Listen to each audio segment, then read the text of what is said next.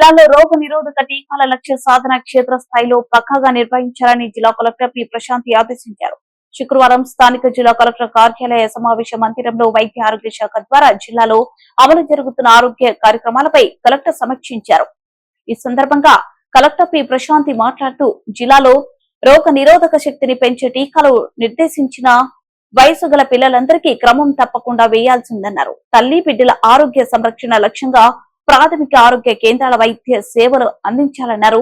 జిల్లాలో గర్భిణీ స్త్రీల వివరాలు నమోదు చేసి ప్రసవాలు జరిగే ఆసుపత్రుల వారీగా మ్యాపింగ్ కోసం నిర్దేశించాల్సిందన్నారు. జిల్లాలో ఆరోగ్య సేవలు మెరుగుపరచడం ద్వారా ఆరోగ్యవంతమైన తల్లి బిడ్డల సంరక్షణ లక్ష్యంగా వైద్య సేవల నిర్వహణ సామర్థ్యం ఉండాలన్నారు.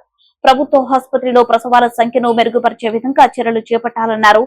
పిహెచ్సిల వారి నెలకు 5 ప్రసవాలు జరిగే విధంగా ముందస్తు కార్యాచరణ రూపొందించాలని వైద్యాధికారులను ఆదేశించారు. జిల్లాలో ఫ్యామిలీ డాక్టర్ ఫిజిషియన్ కాన్సెప్ట్ ద్వారా వైద్య సేవలు సమర్థవంతంగా అమలు అయ్యేలా చూడాలన్నారు.